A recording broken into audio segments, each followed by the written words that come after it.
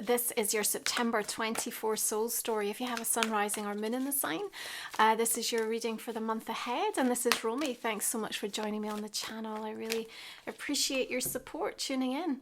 We're opening up with the energy of the Queen of Earth for you.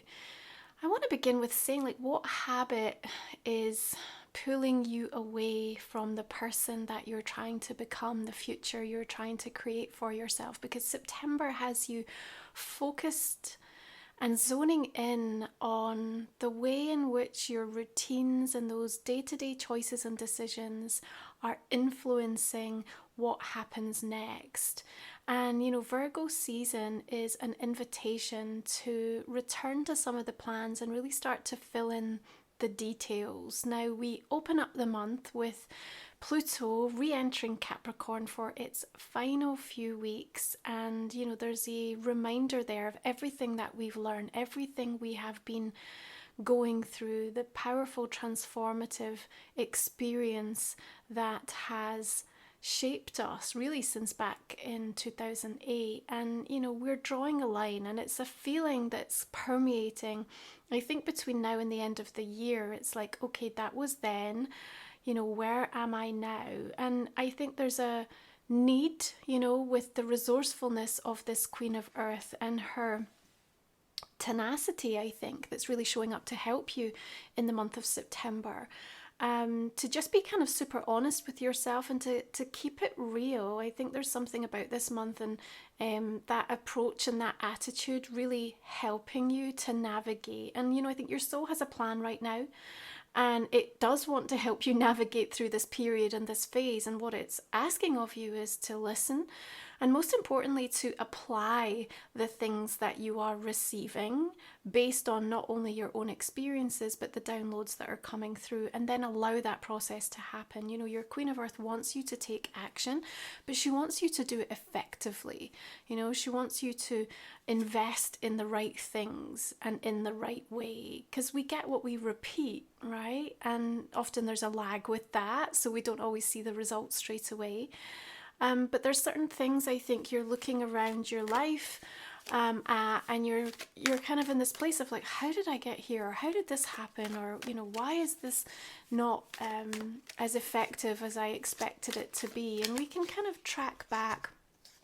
Yes, we can understand sort of what's going on in the collective, but we can also track back to where our own thoughts and our own behaviours and our own actions have culminated perhaps in, you know, accepting or, you know, maybe creating habits that have not served us. Now, you've got the Ace of Water here, and I think there's something about wanting to fall back in love and finding a way to fall back in love with things that are important to you, the things that matter to you. Specifically, you know, I think for some of you connected to your work and your career, it's like, you know, how do I find that spark again? How do I feel lit up?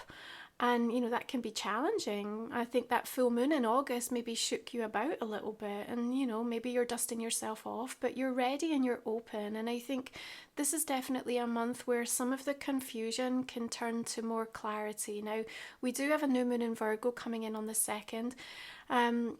There is a Mars square Neptune aspect to that. So astrologically speaking, you know, we could find that we're doubting ourselves a little bit, or we're, you know, doubting the picture or the vision, or there's something that feels like it's unraveling. And it could feel slightly like an interference as we're trying to kind of set those plans in motion or get those details and the things that are going to be significant to help you to get to where you need to be. But don't be put off by it, okay? Expect it almost. Know that the ego or the circumstances are going to come up and try to create some sort of intervention, interference. And this is almost a test, if you like, to see how strong that vision is. And, you know, this is going to be super important because at the moment, Aquarius, I don't think you need to try to reach for some brand new, innovative, never been done before idea. I just think you need to work with what you have and work with the best of what you have. And there's improvement, there's reinvention, there's adjustment. Remember, we've got this retrograde energy with so many of the planets around us right now. And on the 3rd of the month, we've got Venus conjunct with the South Node, both in Libra. And so there's a sort of reflection here, particularly regarding past relationships, even love relationships, and a letting go, a sort of, again, closure point.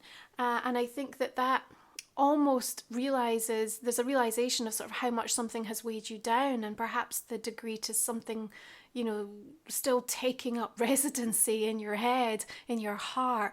And there's a realization of just like, you know what, this is part of the thing that's fueling this bad habit, and I really am ready to move on and let this go. And I think there's a deeply satisfying and really nourishing realization that happens for you when you put that love back into self. You know, what comes from it: victory, success, accomplishment. You know, your hot air balloon here is taking off, and it's a ship. You're kind of on a journey right now with regards to something that you're trying to receive recognition for in your life. And I think September is a really important month for shifts and changes to happen and kind of reset the course that you're on, if you like. Now, we have a really beautiful astrological conversation coming in mid-month. Okay, Venus trines Jupiter in the air signs of Libra and Gemini. We got, you know, good messages coming through here. We've got some positivity, and it's almost like the realization that there is growth opportunities here. There's a chance for expansion. Now, I believe, especially through this Virgo season in your 8th house, that it's almost like you are aligning with somebody. There's a coming together, a union, a very sort of strong bond. And it almost feels like you might be on a spiritual assignment of some sorts, you know? It's like something that you're meant to fulfill.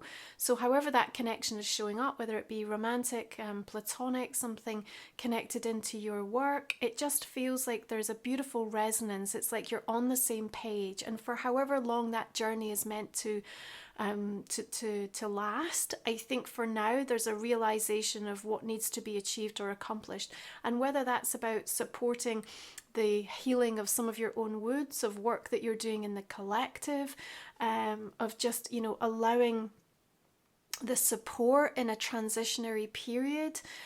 It's really sort of quite powerful, and I think if you allow it, it can anchor you in a really important way through this month of September, especially if you've been feeling a little bit wayward, you know, if you just feel a little bit dysregulated, a bit confused and unclear with regards to things. So something in and around the 14th, receiving messages, hope, optimism, growth, expansion, opportunity. Pay attention to what's coming up around that time. I also want to say to you, you know, it may not factor as a priority, but it really should. You know, how is creativity, how is play being fostered in your world right now?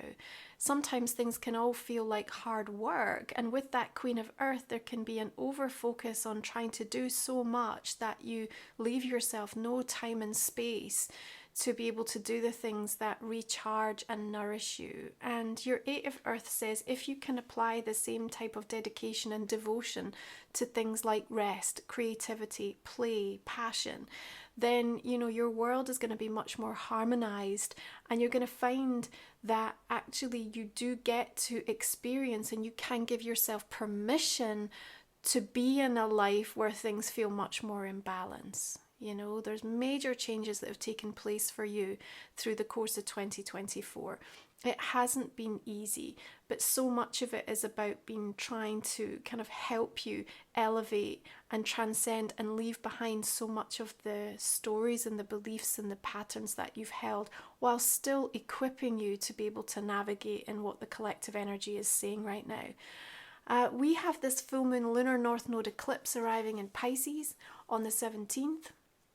This is a brand new soul story emerging that we're going to be playing with, right? This Pisces and Virgo story that's going to feel like this dance between logic and intuition, between fact and fantasy. But, you know, the concealed realities that get exposed around these lunar eclipses are directing you towards a healing journey, towards how your visions, your imagination, your creativity, the things that you aspire and reach for, perhaps the ways in which you need to release some of the rigidity and the structure and the kind of way that you think they can be achieved and attained, you know. But I think that there's the emergence of something around that full moon. Now, it's going to be a theme that will be continued to work on and play out over this next, you know, couple of years. So it's not necessarily bringing like a conclusion to something. I think it's giving you a heads up and an insight as to sort of where you're going to be going next, if you like. That said, I do also feel that something comes to light in terms of what you have around you that you can work with or on in the present time. And that is something that can help from a spiritual perspective, enable you to transcend some of the challenges that you currently have at the moment. You know, the Seven of Fire talks to us about kind of feeling under pressure and feeling like a lot is coming at us. You know, the horse is kind of rearing up a little bit at the moment. There's almost like a repelling, a resistance to something. Sometimes we can resist what we most need to hear. So bear in mind that you might be hearing something that you don't necessarily want to, but it's going to be important for you. At the same time, I also think it can indicate just what you have within you, the resiliency, the stoicism, the experiences, the ideas. It's like something that you have now that you can draw on, align with, anchor into, that is going to help you with any current situation that you've got going on. So if you feel a bit hopeless or helpless in regards to something, know that lunar eclipse feels to me like it's showing you and revealing and trying to get your attention to look in a specific direction. And of course, we've got Equinox arriving on the 22nd. There's our reset. There's our opportunity to say, okay, the energy on Earth is changing right now. I need to change too. There's an adjustment here. Now, Venus also moves into Scorpio on the same day. So slight intensity, I think, that kind of arrives with that experience. You've got the Six of Water. Sometimes we have to make sense of something from the past in order to understand where we are in the present and embrace what's coming down the line for us. There's a nostalgia and a sort of almost like a feeling almost like feeling a little bit lost, I think, around that equinox. So, you know, if you open up to how the energies can sort of reset you a little bit, I think there's something that you can attached to again. It's like you need to remember something. You need to remember why you started in the first place. You need to remember why this was something that you loved, or how to fall back in love with something. There's definitely a reminder that's coming through, signposts that are showing up, and just a feeling that you're going to be able to capture that I think helps to steady you a little bit, mind, body and soul. Really important. And you know what, toward the end of the month we have a really significant conversation coming in astrologically. Mercury shifts into Libra on the 26th, and then on the 29th it's conjunct with the South Node in Libra. So, you know, there are some lessons from the past, particularly about how we communicated, the language that we used, how it impacted on certain experiences. And, you know, something comes up for us around that time that really gives a breakthrough moment. And I think it pays dividends for you to kind of really take that in and sit with it and really process it, because it's going to shift how you are talking and speaking and thinking about something.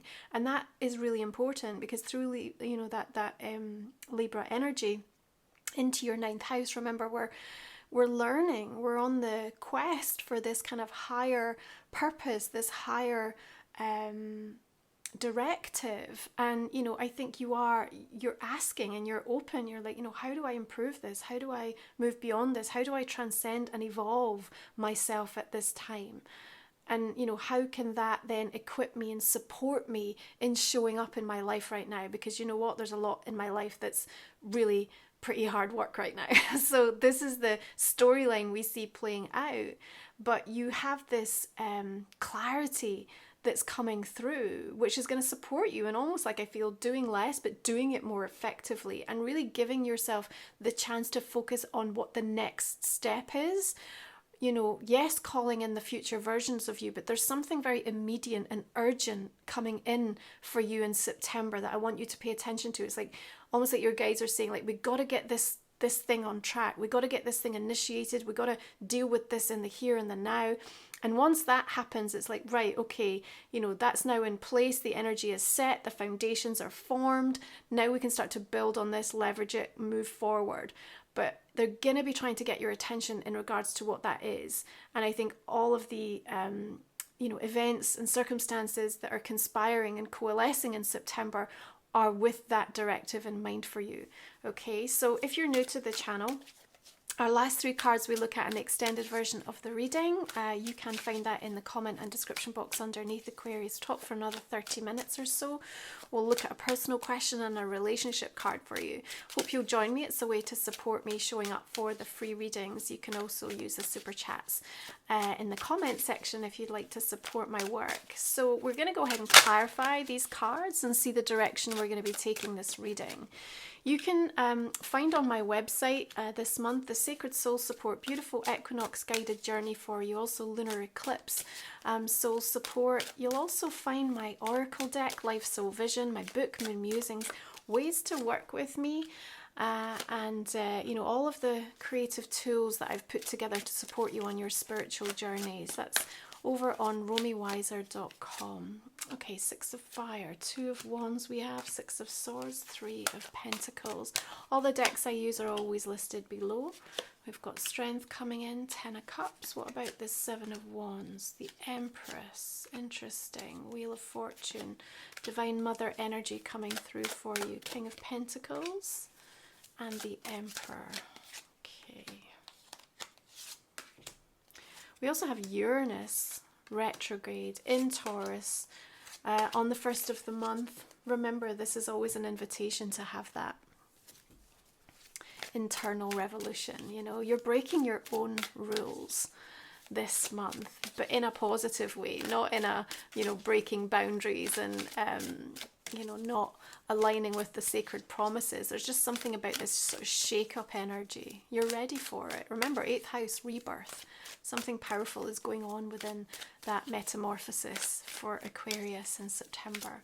So this is Life Soul Vision, my own deck. We've got Portals of Possibility. We have Energy Conversations, Spirit Crane, Dance with the Divine. We've got Karmic Cause and Effect, Labyrinth of Sweet Surrender, and Throat Energy coming through for you.